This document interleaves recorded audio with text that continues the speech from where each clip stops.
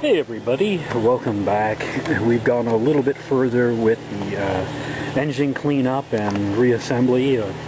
You can see here we've gone through and repainted the block, gotten the valve covers back on with the grommets, and got all the gaskets back on. We've got the valley pan cleaned up and painted. I've sealed off all the intakes for now. And what we're doing here, again, we've got the heat shields on. Most of it's been painted up, and you notice something's a little missing off the front. Well, decided if I'm going to do all this work, I might as well take off as much as I can, clean it up, get it ready to go. If he's going to take the alternator off, I might as well have taken the cooling fan off with the clutch. What you're seeing here is this is the crank pulley here. This is the main crank pulley, and one of the radiator hoses goes here because this is the water pump, as you can see. It actually works really well. It's actually in good shape. I checked it out and made sure it was alright. That's one of the things you could probably replace pretty cheaply on an engine rebuild, and but this one is in good shape. Got a lot of other stuff cleaned up. Again, I used this stuff here, this Loctite rust neutralizer, and what you're seeing here is this crank was cleaned up with a brush as much as possible, and then I actually brushed this stuff on, and the black is actually the rust neutralizer. It's not been painted yet, so is the water pump. And I'm going to bring over here and show you what we've got. This is one of the pulleys. This it's kind of hot. It's about 94 degrees out today. So that's our pulley. Again, that just has the rust neutralizer on it, and then this has been cleaned up as well. This is the fan clutch, and so I cleaned this up to some degree. Ready to go. You also notice what's missing is the power steering pump. Removed all that, taken that off to get at the rest of the engine here, and I'm going to be painting that a different color. I'm going to have some fun with it. I think I'm going to paint it yellow and get that cleaned up. So we're inside the shop right now, and you can see here this is the power steering pump. Looks like at one point it took a hit from something. That's sort of the inside towards where the fan clutch is, so I don't know. It looks like something hit this thing at one point. But I'm cleaning it up. My son's been cleaning it up a little bit as well. Did a lot of this work getting it nearly polished, clean. I'm going to be taking some more of the brackets off of here. I put some more thrust on it because we'll be getting to the alternator removal and replacement. The nut literally broke on the bracket that helps you adjust and tighten up the alternator. Luckily, we're replacing that alternator. The nut, really, the shaft of the nut broke off in the alternator, so still going to tap it out. That's pretty much a done deal there. So at least I'm replacing it, so it doesn't really matter that much. But here, we're just trying to get some of these brackets off so we can get better access to the pump, and then I can get all these brackets cleaned up and repainted. I'm actually going to go with a really bright yellow for this, just because I want to mess around with the colors, to have a little fun with it, and also make it so if this leaks at all, I'm going to see it instantly whenever any of the fluid's leaking out of any of these fittings, and it's going to make it that much easier to maintain. And plus, between the blue, the gray, I'm going to have the electrical, the alternator bracket, I'm going to paint red, and so this, going to be kind of a bright colors. Hopefully, it'll help the engine run better. All right, I'll be right back. Hello, welcome back. We've been working on setting up for the alternator swap, and you can see here the first nut for the bolt, I should say, sheared right off, right down here on the bracket. So not a great start, but it is what it is. We've loosened up these too, so they're pretty loose. You can get those off pretty quickly. This one's loosened right up. You can do it by hand pretty much. This one here, where the bracket is again, we've had to use a lot more thrust thread loosener, and it has been less than cooperative getting this bolt off. It has been very stubborn, and I'm just paranoid that if I push this bolt too far, I'm going to wind up snapping this one off too, and this is not one I really want to snap off in the engine. So what I'm doing now is I'm working it back and forth, if you notice, with the ratchet. I'm just slowly trying to loosen it up so we can get this alternator off of the engine. And you start to feel it tighten up a lot. Like now, see, that's tightening up a lot.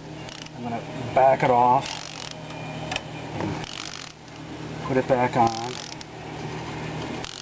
I really don't want to snap this off in the engine block.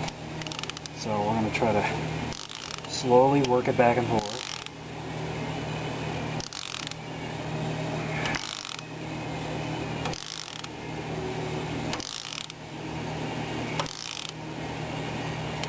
I'll loosen these up too. See, that one definitely, that one just comes right out. No problem. This one is a little longer, but it loosens up as well. Not a problem. It's almost out of the block now. I'm going to try to do this one again. And we're gonna back it off, and then we're gonna spray some of this in there just to get it to loosen up. And I'm gonna tighten it back down again. Came off quite a bit the first time. It's definitely a lot looser than it used to be, so that's good. Like I said, I don't want to overstress the bolt and have it break off inside the engine block. So just taking it easy.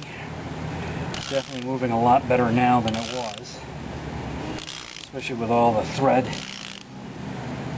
penetrating compound.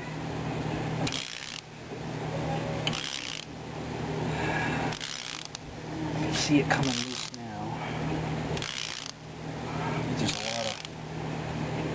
Erosion on that bolt.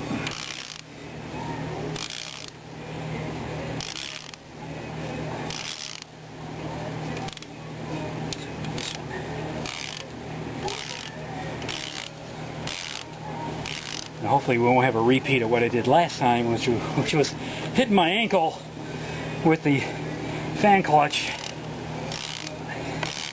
It doesn't hurt anymore, but it was very unpleasant. Really don't want a repeat of that again. This is about ready to come down off of the engine block. And we got here, you want to come around the back here. We got all this wiring here. I've left the wiring on for now because I just want to remember where it goes. But we're definitely going to have... Okay, so I had to take a break because the video card was full. So part way through my explanation on the alternator, went dead on me. So I'm back. It's a little later. It's a little cooler. It's about 84 degrees, 85 degrees. Been a hot day today, but low humidity. So you know what they say. It's not the heat, it's the humidity. So what I have here, bolted on just temporarily, is this big 120 amp alternator. They said this would work when I tried to install this on the 360. The shop said no way. There's no way it's going to fit. We can't put it on for you, sorry. So I think they were just looking at it saying, okay, this is a big alternator compared to the old one, and you know, it wasn't going to fit right. Now the thing that I did, and I'm glad I kept the video of, is the fact I couldn't remember where this other bracket installed on this particular unit, and this bracket here, it's this one that says, actually says top on it. I don't know if you can read that right, it says top. That actually goes right there. And so I've got to reinstall that because I really don't want to risk vibration from the top here. Even though it would be tied here and here, down here, I got to swap the grommet out from this location. I got to pop it out and put one in here. And then I can bolt this just like you see it, just like that. Obviously it's going to be behind here, so it's going to clear the blades. The old alternator didn't have any cooling blades. And then from there we'll go the bracket, which it's going to be a little hard to describe, but if I have my finger right there and I go to put it here, then I can install it right like that. Is the way it's going to go. So that's good. So I can still reuse these brackets. It works fine. I just temporarily put this one here to show you that you can put a much larger alternator on here. It's going to sit like that for the most part on here, and it's going to hopefully line up with the pulleys that you see here. One of these two is going to line up. I think this one is going to actually line up with the outer pulley that's down here. Is what's going to happen. So I'm going to show you the old alternator just so you can see it.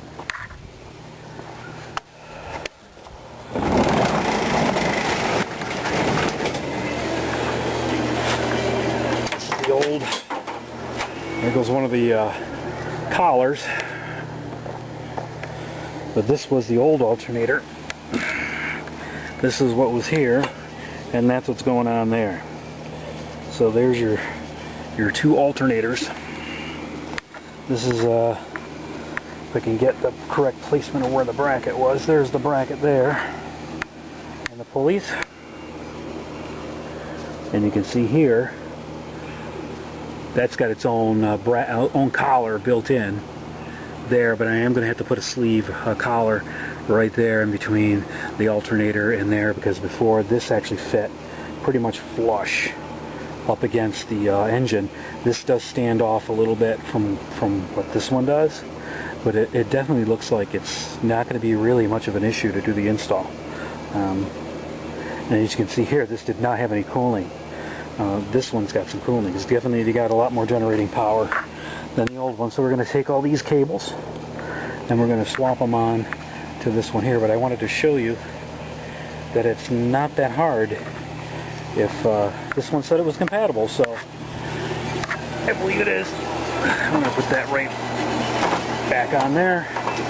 There's my Carter Thermoquad right there that we're going to get a new carburetor seal for it, for the intake manifold. There is the painted, very beautifully safety blue. That's not Dodge blue or Ford blue. That is just Rust-Oleum safety blue.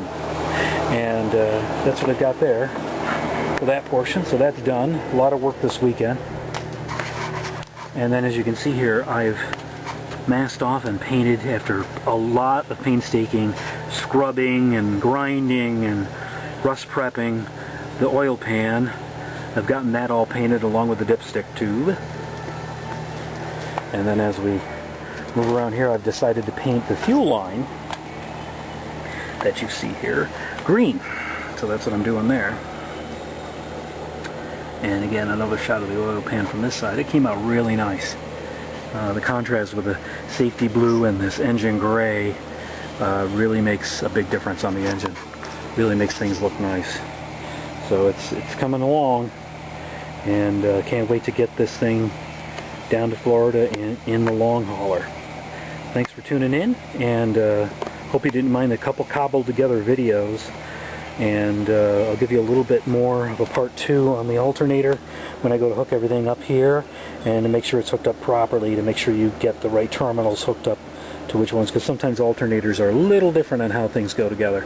This one's slightly different than the one that's existing, but we'll get through it. I'll give you a couple visual graphs there to look at as far as what terminals go where. So thanks again for watching, and I'll see you again soon.